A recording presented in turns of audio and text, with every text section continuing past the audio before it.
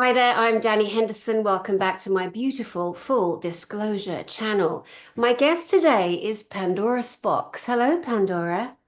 Hi Danny, how are you? I'm good, and I'm so delighted to have reconnected recently with you because I've told people many times on my channel the years I worked on actual British television, not the internet, but the actual TV. And I used to think that I've really got no way of proving that because the work we did back in 2007 to 2011 is no longer really anywhere to be seen. And it's so wonderful that you were there working in the massive TV studios that I was working on, a channel, a spiritual channel, and you were a producer, director, filmmaker for the most incredible it was the most incredible programming I've ever seen in my life, and it was called Edge Media. And there was no Gaia, there was no Netflix, there was no other spiritual channel out there. There was no YouTuber with a spiritual channel for subscriptions. You were at the forefront. You were leading edge. Now, tell us a bit about that time and the kind of TV programs that you were making. Okay, well, credit really has to go to Keith Goodyear, who sadly passed away last year because this was his vision. So he was a friend of mine and he'd always been interested in these kooky topics in secret. It wasn't the kind of thing you'd talk about down the pub about, UFOs, flying saucers, and things like that. And so I became friends with him, and he told me he was interested in this stuff. I had an interest in the weird world too, fan of the X-Files and all of this stuff growing up. And he happened to have, he ran many TV stations. As you know, he worked on one of them, the Psychic and Soul spiritual station.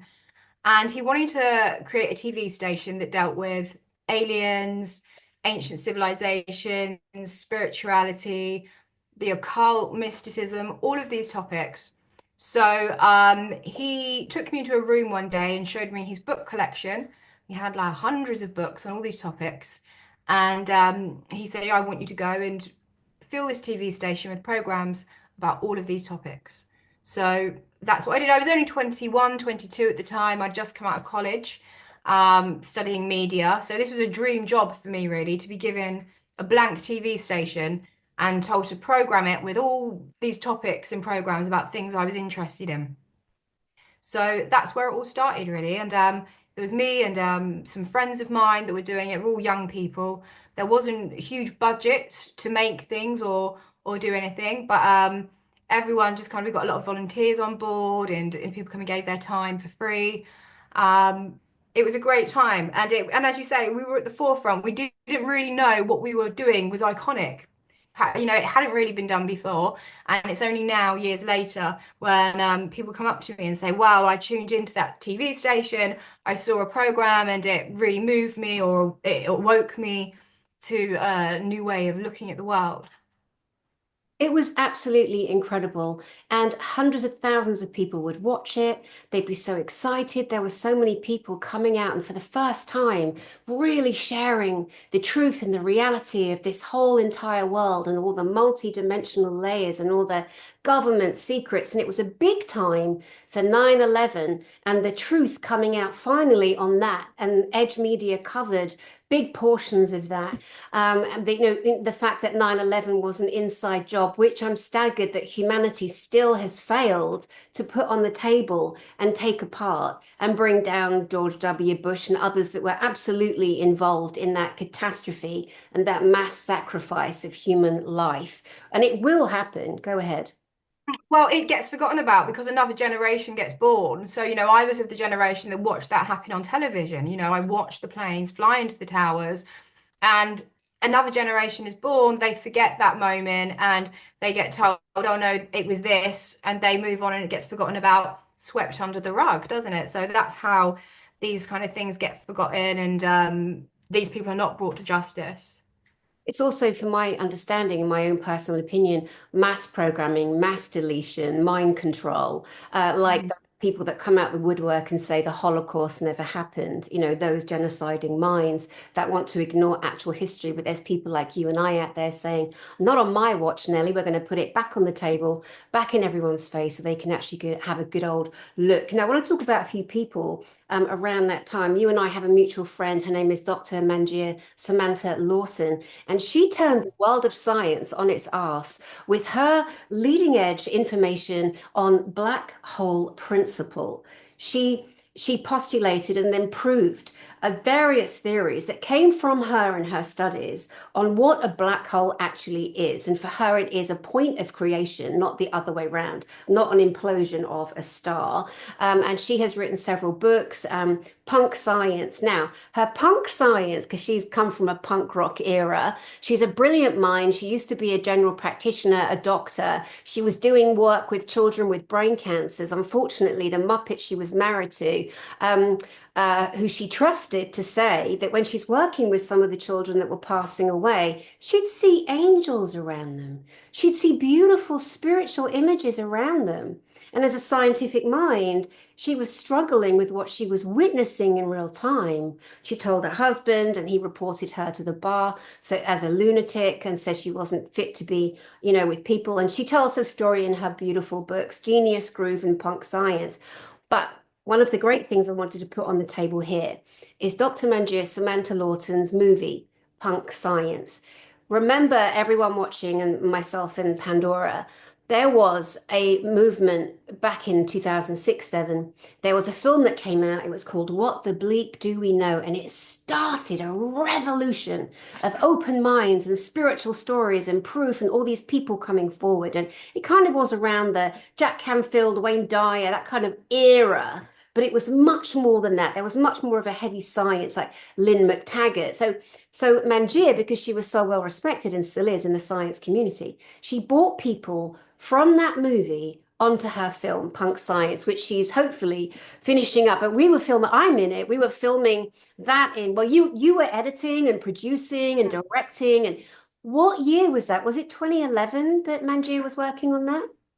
It must have been around that time. Yeah, I mean, it's going to be fantastic because I remember some of the interviews she got were just wonderful, and it was ahead of its time, and so ahead of its time that it's probably now just ready for people to see it and it to make sense because it was so ahead of its time. Like Manjir, who, as we know, is ahead of her time. Absolutely. She was always ahead of her time, and bless her. She's a woman, she's Indian, she got all that crap in the societal mind frame to keep and crush information down. But boy, has she fought. We love you, Manjir, Samantha Lawton, Doctor. Well earned twice.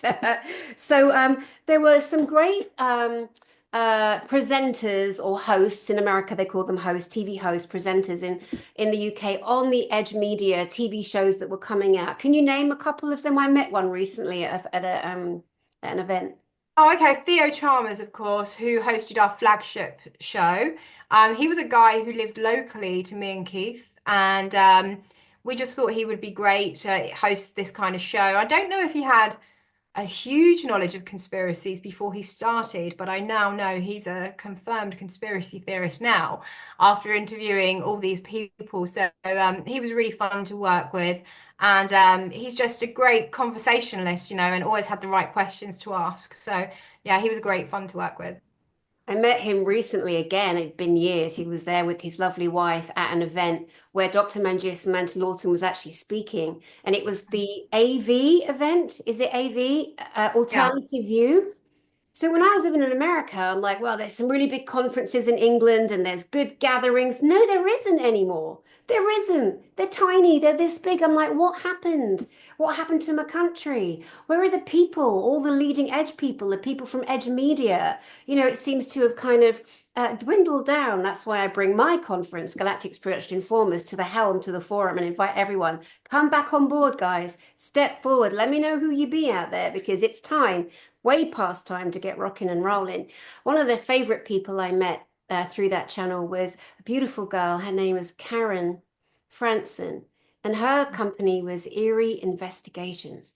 And Karen Franson to me was one of the most fascinating people I ever met the subjects, the stories. And all she did was sit in front of somebody with a microphone, even if it was outside.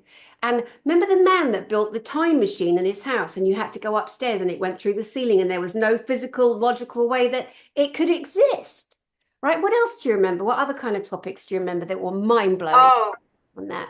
oh, well, all the topics that were mind blowing. There was just so much. There were so many interesting people, and obviously we covered everything from religion to politics to UFOs to aliens.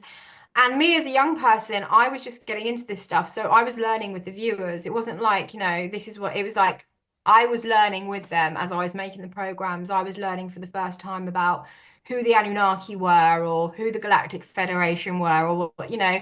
And so that was what was so wonderful about it is I was on that journey with the viewers as we were watching these programs and making them.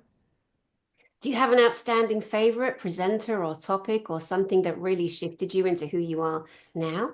Well, I guess like throughout the whole thing, and people have a lot of things to say about the guy, but for me, I thought we had David Icke on for 2 hours on live TV talking about all of his theories, everything like that. Nothing like that had been done on British TV before, and whatever anyone has to say about David Icke, he woke a lot of people up back then as well to ideas of geopolitics, what's going on in the world. He may not have all the answers, but he definitely was an important part of my awakening and led me down other paths. So, this is how this thing works. You might find somebody and then you outgrow that information, or you find something else and you move on to another person or whatever.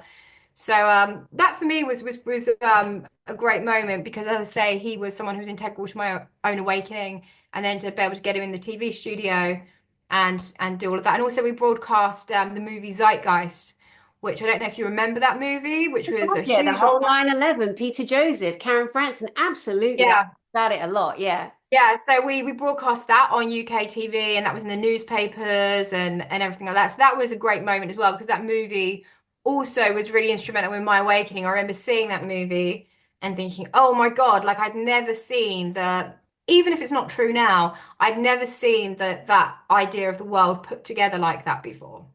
And seeing it for the first time, I was just like, "Ooh." He's a genius. And I remember when that came out, he went into hiding for 2 years because his life was threatened. And he basically put together the story between all of the major religions on our planet, and he mapped the story, the Trinity in each, the miracle stories, the walking on water, the Krishna, the Jesus, the Vishnu, the different layers and levels of all of the rules of a certain mind thinking, where the masses of people in different countries or civilizations and cultures would then be guided to follow. And he broke it all down and said it's all the same story, which some Mhm. people then could not tolerate. They couldn't have their belief system shattered. But in 2025, it's like it's way too late. Every belief system must be opened wide and put to the side while the individual soul, owns their own journey. Speaking of individual journeys, you yourself had a beautiful awakening and experience that I'd really love you to share with everybody watching. Oh, okay. So about the UFO experience, is that okay?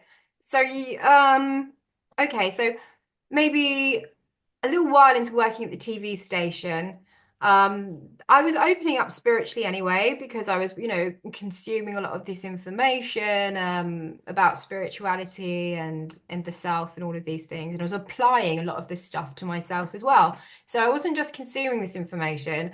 I was taking the teachings and I was applying them to myself and having changes into the way I was relating to the world and everything like that. It was having an effect on me. And so we're working at the TV station, and my partner works with me. And one day we go into work, and this insect, like a grasshopper, has had appeared in our house, and it crawled on his shoulder and got in the car and came to work with us. And this grasshopper did this for about 3 days. It would do this, it would come home with us, we'd put it on the side and go to bed, come down in the morning, it would still be there.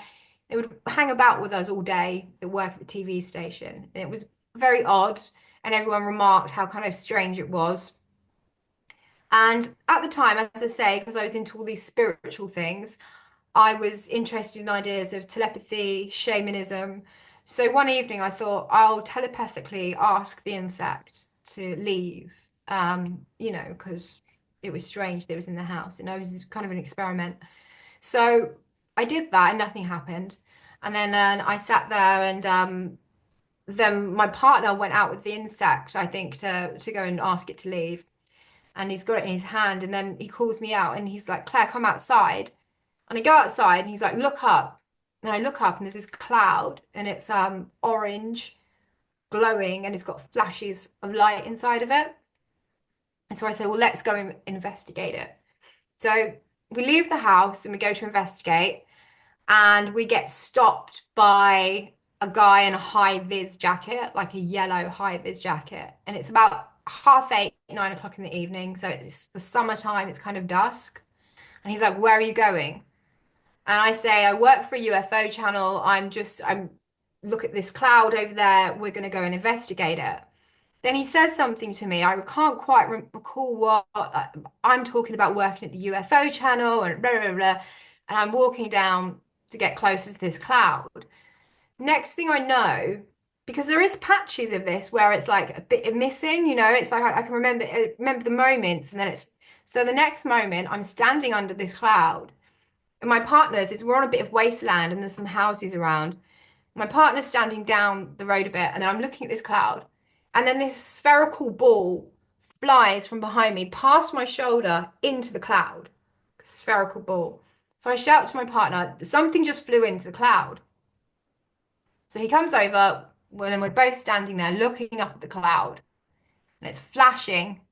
Then all of a sudden something comes out of the cloud, and then it's like flying saucer comes out, starts to emerge. And it's got red and white lights around the outside. And it's just coming out of this cloud. There's no sound that I can recall, but to be honest, I'm so completely shocked by what I'm witnessing. So we're looking at it, and the only thing I say to my partner is, I'm scared. And he says, don't be scared. And I'm looking at it, and then it's got a beam of light out of the middle, and then I think the words DNA. And then as I think the words DNA, there's spirals of double helix DNA spirals appear within the beam of light, like a rain, but lots of them. And at that moment, I think, whoa, am I doing this? Because, did that make me, because I thought DNA and then the DNA appeared. So it felt like a co-creational experience, almost like I was expecting to see this thing come out of the cloud. Because, I thought it was going to be a flying saucer because I worked at the UFO channel. Here's this big cloud. Oh, yeah, I bet a flying saucer is going to come out of it. And then it did. So it almost felt like my expectation of seeing that had manifested it. But at the time, I wasn't able to process that and probably explain that as eloquently as I'm able to today, because I had no idea that maybe you could co-create some kind of experience like that. It took me a long time to understand that what I saw may have not been physical. Because at first I was like, well, of course it had to be a physical. I saw it, it was here, he saw it, it was out here in the 3D world. It must have been physical. It's not till I'm starting to understand the ideas of quantum physics and things like this or even just physics in general, the idea that everything around us isn't solid anyway, you know. And so it's been a process and it's been a journey of trying to understand what I saw, and I still don't understand what I saw. I don't have any answers. I just have this story that I can tell you. And then there's so much that's happened after that, because after you've had that experience, it isn't all about seeing flying saucers and things like that. It becomes an internal experience, a conversation that you then are in with the universe with. So this force is then speaking to you through all different mediums, and you're receiving messages from the spirit world and all of these things. You're in communication with something, but what is the question? What happened to the mantis or the grasshopper being?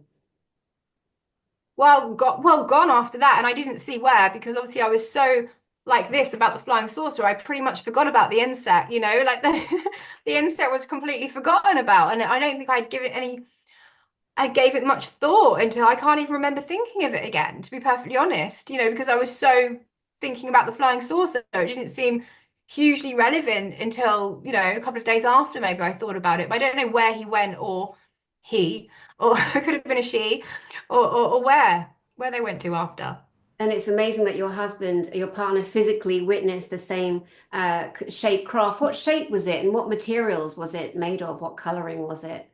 Classic flying saucer, like, Close Encounters poster, like, classic flying saucer, red and white. It was so textbook. It was almost funny, like a comic book, It's like what you would expect to see if someone says flying saucer, the kind of typical one you see in your head. It was like that, with the classic beam of light out the middle, the symbol that we're all so familiar with. That's the symbol I saw in the sky. So the question is, what is this symbol and what does it represent? What does it mean? What I love, and I don't know whether you're aware of this, but you mentioned the silver orb that came, or the spherical orb that came from behind you and went into the cloud, into the craft. There are those that would suggest that what that was what we call a probe. Lots of these circular probes have been seen, these spherical balls all around the world. You had a first encounter, first contact experience, and the fact that you were able to energetically connect with the craft, and when you thought DNA strands were visually shown. There are those that will suggest to you this was your star family, that you have, as many of us do, have an actual star family, and that was your contact with them. The partner you had at the time was on the same journey as you. There was love between you, there was a beautiful relationship there between you, and it was that you possibly together had planned in a soul contract you were going to witness together, to witness. Remember, if you'd been by yourself, who would believe you? It would just be a story, wouldn't it? That I wouldn't believe me if I had saw, and I know that I know if I had seen that alone, I would have put it in the file of like, no, that was my brain just short circuiting for a moment. I needed to have a witness with me because I wouldn't have believed it otherwise.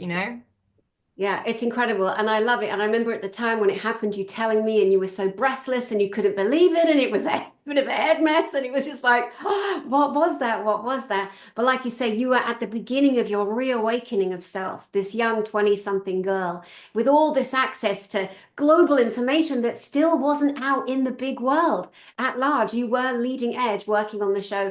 Edge Media Television, which is brilliant. I think that was a gift for you to really be shown, the reality of the two worlds coming together, and that potentially was, your star family. I know you've gone on to do other great things with your life, and again, life smacks us upside the head here and there, and here we are now in 2025, standing strong in our experiences and honoring the fact that I made a broadcast last night, and I was saying to everyone, map your back journey, map it. Like I was mapping the fact that I had my own space agency. I recruited for the best scientists in the world, the best PCB assemblers, the best telemetry to build for satellite manufacture. How was I so obsessed in my 30s, and had this great company that everybody in Europe had to come through my front door if they wanted to get into certain space companies? And you look at Edge Media to the moment now, and you're working in TV and production, etc. It's incredible. We get to witness ourselves and the journey we're on because mostly life gets in the way and we don't realize it, do we?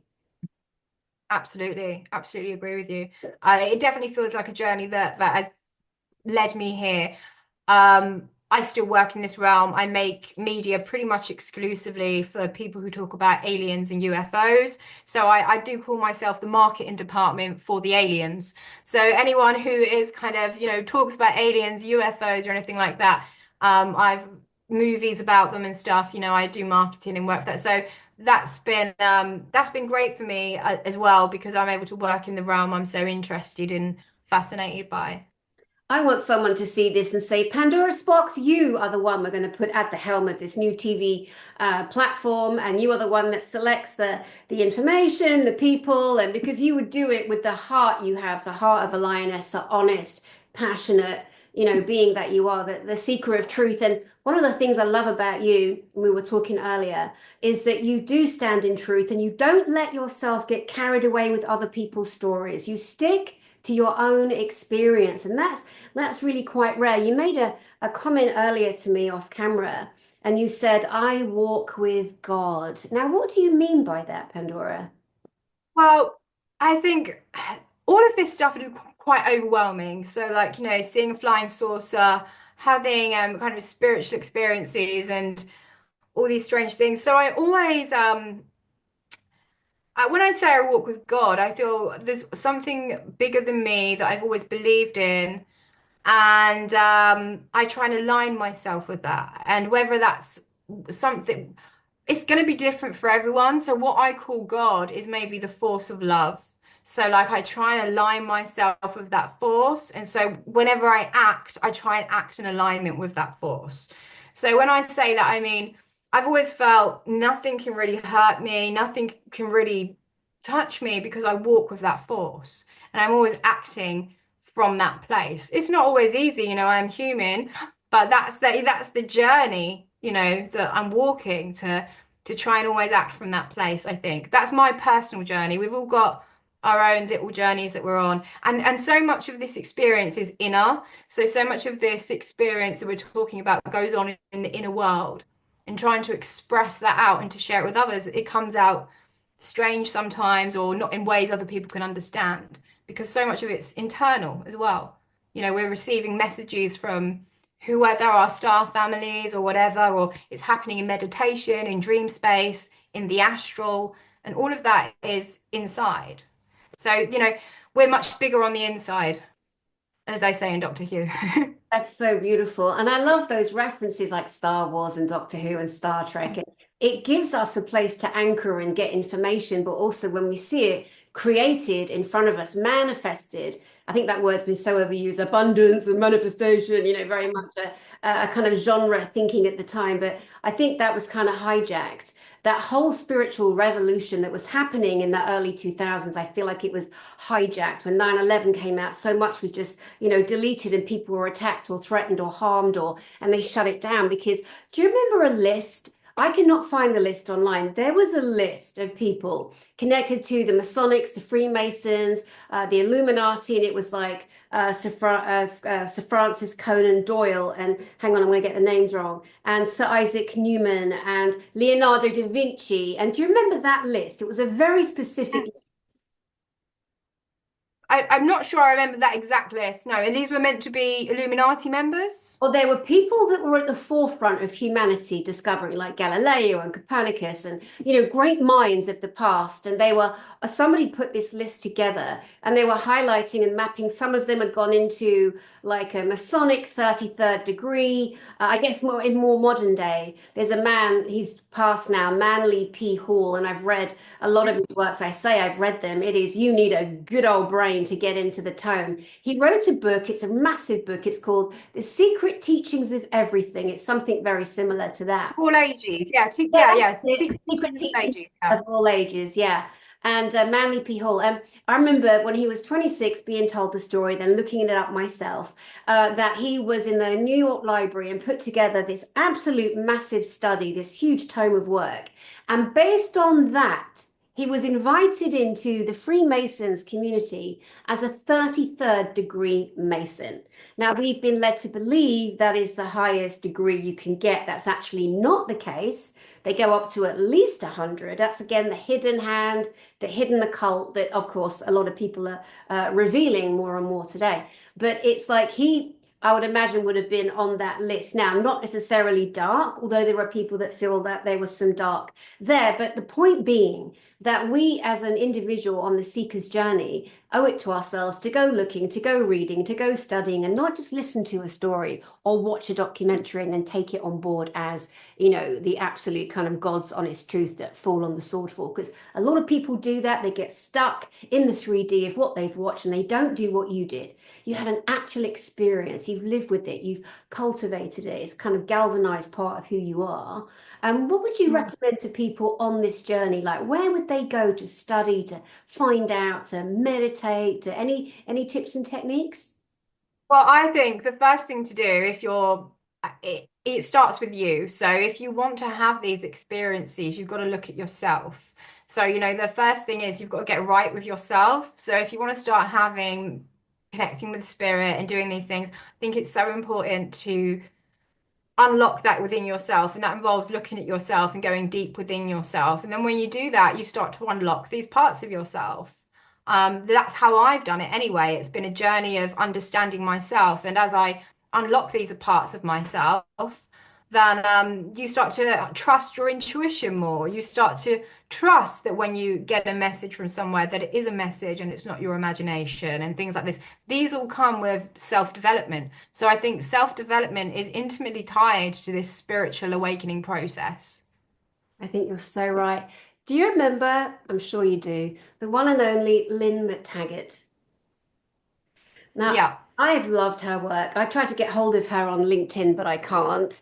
Oh, I haven't been able to yet. I'd love to interview her because, again, I want to bring back people who seem to be sidelined. It must be so frustrating for them. They were out there long before you and I. You know, they've written books, they've created such a great body of work. And I remember her book, The Field, Lynn McTaggart, and learning about the quantum vacuum. And then it's so funny the buzzwords that come out like quantum entanglement, worm theory, string theory, like, and then she would very clearly laid out what quantum mechanics and the quantum vacuum. And then people are like going, well, I just popped into the quantum vacuum and to the sea of possibilities, which is one of her terms, and brought back, you know, but there's so much truth in that because if we look at areas that we talk about now, we talk about frill, the energy of the ethers, the kind of natural life force energy, the dark, some people call it dark matter. It doesn't really matter what label. It is a creation force that comes from here, out here, and in this beautiful kind of toroidal field of essence that we Mm. have. And she talks so beautifully about what that was. It gave people, it gave me at the time,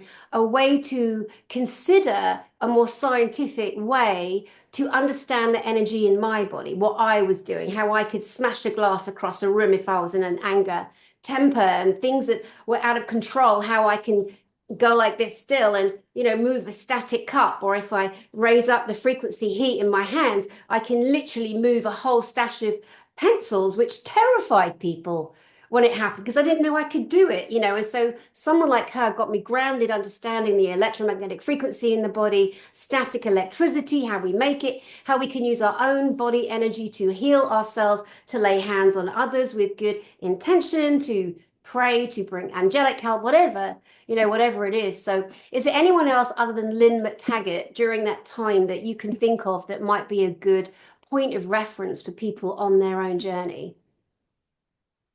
Oh, well, I wouldn't like to say. I think do what I did and just, the right information will come to you at the right time. So I always find the right person that you need to hear will always appear at the right time, whether that's a book or you hear the right person you need to hear on, they'll come to you at the right time. So right now, I wouldn't like to say one because as I say, there was just so many that helped me at different points on my journey. There's so many different people.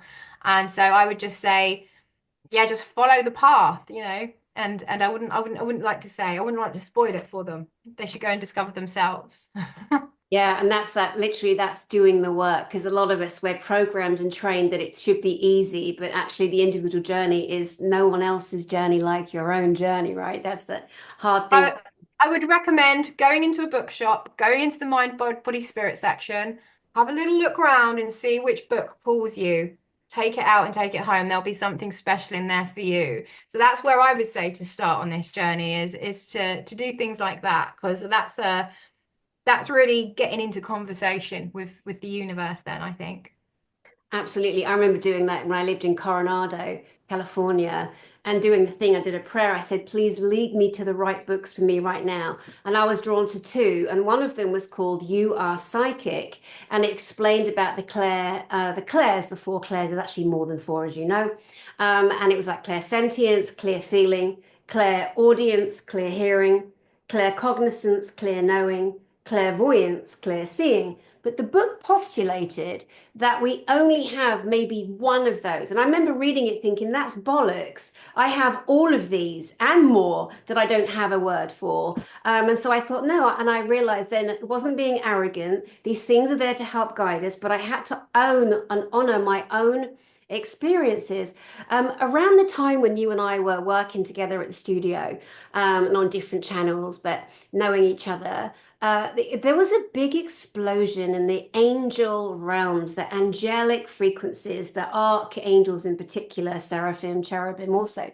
And the name behind that was Doreen Virtue. Do you remember that whole time? I do remember the name Doreen Virtue. Yes, I do remember this. Yeah. So she had an absolutely gargantuan effect on, I would say, millions of people because we were aching for something that we could kind of connect to somewhat of a maybe a religious teaching of sorts, but we didn't quite go with the religious dogma. We kind of wanted more of a spiritual, and she brought that. She was a psychologist. She cornered the market in the angels for definite. And then she would teach people to become an angel certified trainer. And then at one point, she then found what she called Jesus Christ, her understanding of what that energy is. And I actually love Jesus myself, but not in the Christian way at all, because I met him when I was 7 and I will stand on that till the day I die. He exists, I saw him, and I'm not religious. But this woman, Mm. at some point, she dropped it all and said it was satanic, it was evil, that she was tricked, she was hoodwinked, that she wasn't connecting to beloved ancestral angelics or ascended masters, that she actually made the whole lot up. And she devastated a whole portion of people on this spiritual awakening, and she condemned it all. Well, I didn't know that myself, but I think it's perfect because I think belief is the death of intelligence, and I think anyone who's believing in something blindly deserves to have their belief smashed down, actually. If that just not serves them right, it is sad that they can still believe in the angels. You can still believe in that stuff. Just because this lady might have gotten something wrong, it doesn't take anything away from the special experience you had whilst you were believing in the angels, or it doesn't take that away. So belief's a funny thing, our belief shapes our world and everything like that as well, but it's like it's believing in things without believing in them. So I use belief as a tool. So sometimes I might believe in the angels if I want to speak to one, but other times I might walk around thinking, yeah, maybe angels aren't real, so it's something to play with. Reality tunnels and belief and things like that to me are tools to view the world and to get around it. And sometimes having a magical frame of mind is something I do on purpose. I'll on purposely look at the world magically sometimes. Tell us a bit more about that. Well, I think I've always seen the world in a magical way. And I guess as I got older, I really stepped into it. I just really leaned into it rather than dismissing those magical signs or whatever from the universe. I just really leaned into it. And the more I leaned into it, the more I could trust my intuition, the more I became a magical person that was in conversation with the magical reality. So it's just something I've leaned into. And again, it's all very internal. So it's personal to me. I have my own personal religion that is mine, that I've made up of all that my experiences and all the things I've seen and all the things I like, and that's mine, and it's just mine, and that's how I live my life. And that's the way it is. That's why I think it should be for everybody. We shouldn't be following some lady who's channeling the angel beings and is telling us this is how it is, because that's her version of reality. You can follow hers and do that, that's fine. But I suggest you go and make up your own version of what you think is going on and follow that. Yeah. There's a friend of mine, she's amazing. Her name's Nikki Allen. And to me, she's like the explosion that we were waiting for with those that as I do, that connect very much to the angelic realm. And what else Nikki brings is she connects with them and she, invites people to use, if you need this, why don't you call on this and see if that works for you? And then, but she also says when she's sitting, she doesn't channel, she uses the word channel only to get people to connect to her work. She does not let beings come in her body because she's not stupid. She doesn't want to be possessed, which is what happens if you channel beings in your friggin' body. Okay, or I we do believe it. Yeah. totally. But one of the I things, believe it. I think this, as I say, talking about belief, but I do, it is my belief that there are these beings out there, you know, from what I've seen and from what I've witnessed, it is my belief, not saying it's true, but it's my belief that these beings, like you say, they can possess people, they can do things. And are they beings, entities, energies, thought forms of some sort? I don't know, but something weird. Yeah. So with Nikki, what else kind of backs her up is that she will sit in conference telepathically and speak and or look into a crystal or a crystal ball, which, she's not the old-fashioned big old brown-haired fag ash lil like doing the fortune telling missus and all that. No, she's an elegant, intelligent woman. And she talks about things that she sees happening. And my God, every week it's like bang, bang, bang, bang. There's another short, there's another reel with her having said this is going to happen and it's happening. So she's showing a way for people to continue to open up their particular natural spiritual gifts. This stuff is true. You know, I remember again working at the TV station, we had the Psychic Consult where we had psychics. And one of the psychics said to me, I went into work one day and she looked at me and she said, "You're pregnant."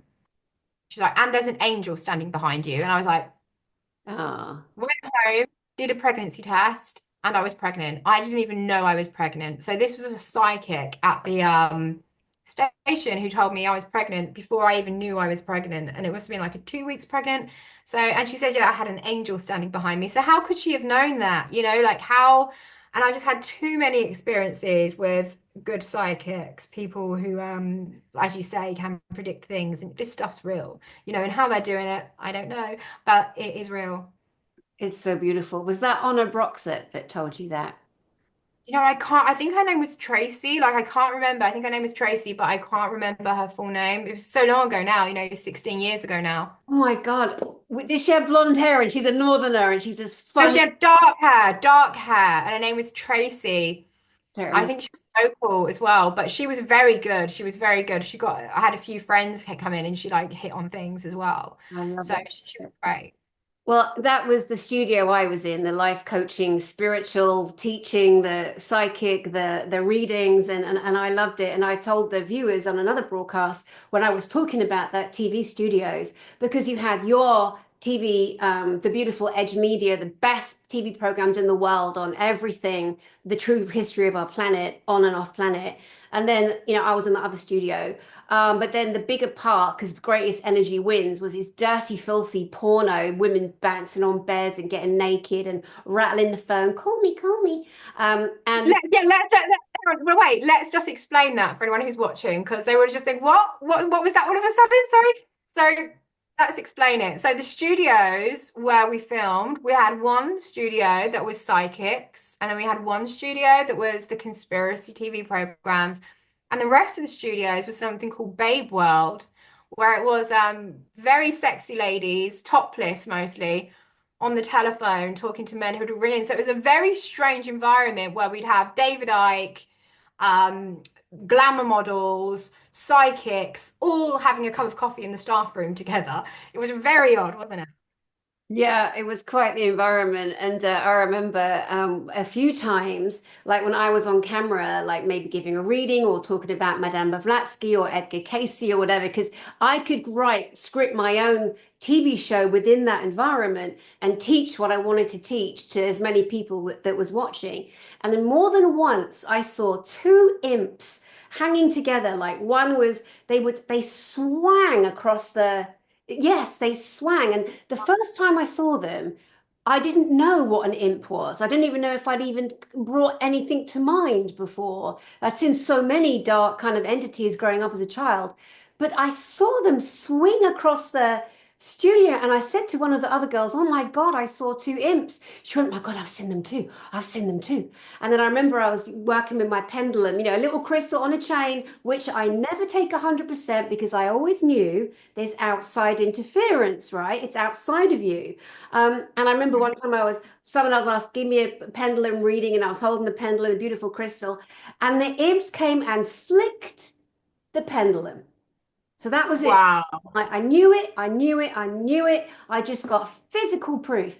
And I couldn't understand because our studio was so loving, and most of the people were there for the right reasons. Most of the people were there for the right reason. There were a few that thought they were going to be the most famous psychic in the world, and that obviously didn't ever happen for any of them.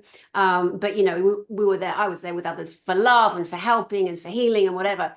And anyway, when I saw the imps, I realized, my God. And so I thought, what, how could they be here?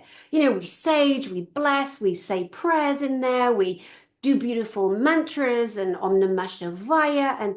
And I realized, oh my God, it's true what they say, greatest energy wins. And there were hundreds of men and probably boys and women watching the filth on that.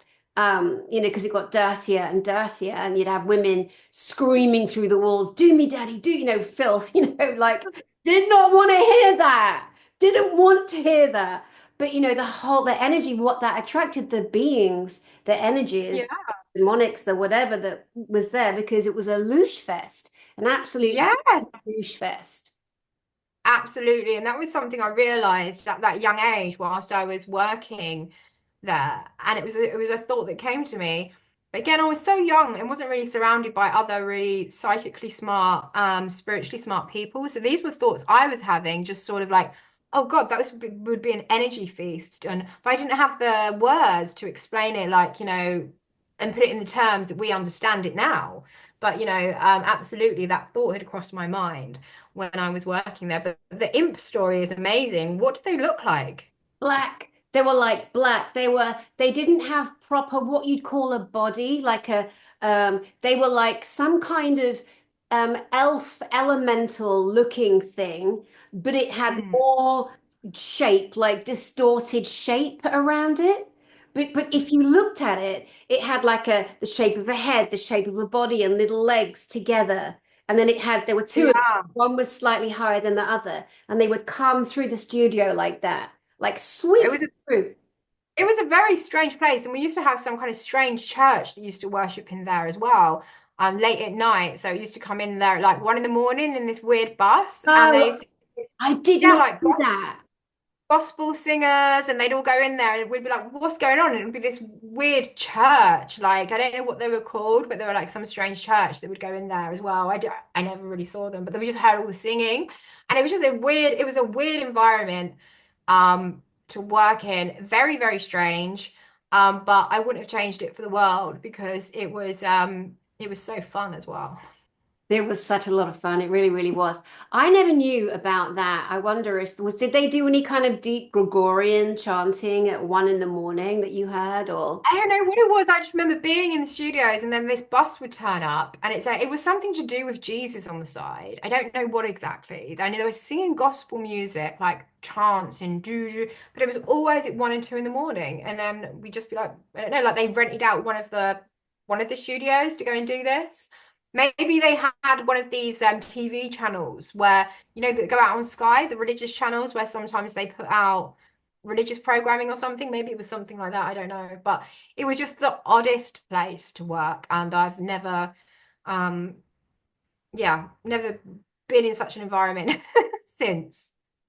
yeah, yeah, no, it was good grounding for me too at that time, you know, even though the naughty men still owe me £2,634 that never got paid. Oi, Mark.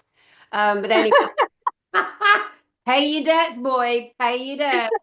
But yeah, it was great. And I'm still in touch with a few of the beautiful people that I got to work with. And that's just kind of testament. We all check on in each other. And in fact, I invited a few of them on my channel because I'd like to highlight them because people say, who do I go to for a reading? Because I'm not doing that currently.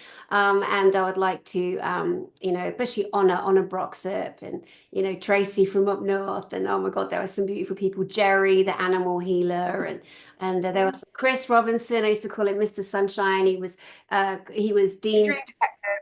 yeah, the dream detective. Yeah, I should get him on. He was just always such a happy, lovely man. He found a plane that had gone down. He's found Yeah. children and some really, really, really good people. Yeah, they're really good people on that channel. Well, this has been beautiful. I think we've covered most of the things that we wanted to discuss today for this broadcast between you and I. I do want to do a shout out to Bridget Barkley. I get sent Mm, a lot of people's stuff, the books and their channels and every week, and I can't possibly answer. There's way too many. And, I send love to you all. I just can't do it. And I was going through Facebook and your face, your beautiful face and your beautiful hair went woof, like that. It was like, and I went, oh my God, it's Pandora, Claire. And then I saw that it was a broadcast that Bridget did. I'm like, I know that name, Bridget. And because she sent me so many of her broadcasts that she does every week on her YouTube channel. And so I went and I watched it and I commented, hoping you'd see it. But it's funny because at the same time, I was in touch with Manjir, Dr. Manjir Samantha Lawton, saying I'm saying to her, I need to get in touch with Claire, I need to get in touch with her because you go by both names, Pandora and Claire. And so I was always going to re-find you again at this exact time. And it was great how that happened. And Bridget, I'm going to invite her on my channel to interview her too, because I know she's had firsthand extraterrestrial experiences, and hers also touch in a military environment, as some of mine do too. And that's always fascinating. And it's always lovely to yeah. find new people for me that I can bring on and share, and I always like to think like for you, you're a 21-year-old little girl, starting out in your career, and you've developed and matured into the woman you are now, producer, the director, etc. And it came from that, and I came from that too as part of my journey, Mm, and it's just lovely, and it gives people different things to think about, what they believe in, how they can let go of following and worshiping, which I am so anti. Listen to everyone, don't follow, don't obsess, don't stalk, don't try and be someone else because that job's obviously taken. We've just got to be who we are, right? And yeah. Everyone, listen to people. That's the thing. I think listen to everybody and take what resonates with you. And that's it really. Just yeah, listen, you've got to listen to yourself too. And I think I said this at the end of Bridget's show as well. You just, use your discernment and you make the decisions about what resonates with you. Don't let anyone tell you who you are and what your journey is and what this is and what that is, because only you know that, and that's for you to find out. But I really look forward to hearing you and Bridget talk together, because I think some of your experiences kind of overlap and you'll find like similarities. I think I'm not sure, but you're probably from similar sort of star families or something. It'll be interesting to see yeah. where you guys, what you guys get into. Yeah, yeah, I look forward to that. The other thing which is important to actually preface right now is that, you work with people, Bridget works with people, I work with people, and not all the people care for each other, and that's okay. We got to be okay with not like, we don't have to like everyone. Everybody's not our vibe. Not everybody is our tribe. It's okay. And as I expand and grow, I will have other people coming on that not everybody particularly likes. And all I would say is, don't watch, my love. Pop off. Fight the urge to fight and comment. Although I comment plenty, I'm very outspoken, as you know. And if I feel somebody could potentially be hurt by another person's information, I don't sit idle, Pandora. I don't. I can't. I just can't do it. But I'm always as sure as I could possibly be, because every word I say, every name I say, potentially can hurt the person that may be doing the best they can. So I'm always very mindful. Not that I Yeah. care. I think everyone's just operating from the best knowledge that they've got, So I think everyone who's out here sharing, they're sharing from the knowledge and the level that they're at. And that's going to meet everybody who's at that different level. Like I say, some people, that person's going to speak to them, this person's going to speak to them, and it's beautiful that everyone's out there doing their thing. And yeah, there shouldn't be any bad feeling between the different communities, like we're saying, like the UFO community, the spiritual community, the Galactic Federation people, all of these different communities. We're all looking for the same thing, like you said, which is for the betterment of humanity and to bring in the loving energies so, we can all get along and have a fun time. Yeah, beautiful. I was going to mention the four agreements, Don Miguel Ruiz, which one of the agreements is, do not assassinate another soul, and I forget the other three, but that was one that always kind of stuck with me. So I always think, oh God, did I speak out of turn? Is that person going to be really hurt? Or, but again, some people need a bit of a clip. If they're knowingly lying and grifting off the back of somebody who's done the work and stuff, and starting to see lots of conferences popping up here and there, and some also failing, because you have to build a truth and an energy frequency on reality, on a truth, on a love. That's for me, that's what I do, on a love. And you gotta bring evidence to support that because everyone's got a story, and we just gotta be the word discern always comes up, doesn't it? Try and check in here and really think through and be okay with not liking everybody. They don't Well, necessarily. that's the world, isn't it? That's the world. It would be pretty boring if we just liked everything. And I think there's a Bob Ross quote. He says, you have to have light and dark because if everything's just light, there's nothing, and if it's all just dark, there's nothing. You have to have the light and the dark to contrast. So, we have to have the truth and not the truth because we're living on a planet of dualities. And so, and part of the path here, I think, is working our way through it and understanding that's what it is. So, everything has its place. Everything has its place. And it's all good. Beautifully said, beautifully said. Well, Pandora Spocks, it's been so lovely sharing you, my friend, and sharing our history and, who you are, who you be, and your own thoughts and your experience with the mantis or the grasshopper, Yeah. etc. Alien, maybe. Who knows? Yeah. Exactly, exactly. Thank you so much, my love. Thank you, Danny. Speak soon. All Thank you. right. Bye. All right. And to you guys out there, thank you so much for being here. I send you love from my heart to yours. And for the greatest event in Disclosure coming up, get your ass down to Eastbourne, East Sussex, England, in front of the Grand Hotel and the Wish Tower, where we are bringing in another fleet of beautiful, benevolent spacecraft from the Galactic Federation of Worlds. We'll see you there.